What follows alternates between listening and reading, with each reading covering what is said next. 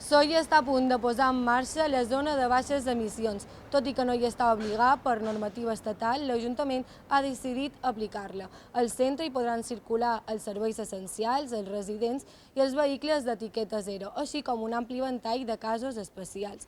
La resta haurà de demanar autorització o, si no, s'exposarà a multes de fins a 200 euros.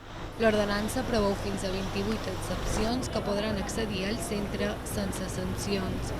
Fins i tot contempla que si una persona per descuit no ha demanat la sol·licitud, tindrà 5 dies després d'haver passat per poder adreçar-se en els contactes que des del Departament de Mobilitat determinareu per justificar l'entrada i encara se li podrà retirar la denúncia.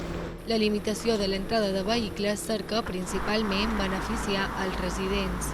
El carrer Tamany és horrorós, sembla que t'estiguin passant per sota el llit. El dia que està ennuvolat hi ha una cotxada. Aquí hi passa tothom, motos, cotxes, furgonetes, tothom qui vol, abans d'arreglar això. A més, amb la zona de baixes emissions es preveu resoldre també altres problemàtiques. I no només una problemàtica basada en la saturació de vehicles, sinó que està encaminada, jo crec que un poc més en fora de que també la contaminació de l'aire. És així com Sóller ha iniciat els preparatius per implantar-la.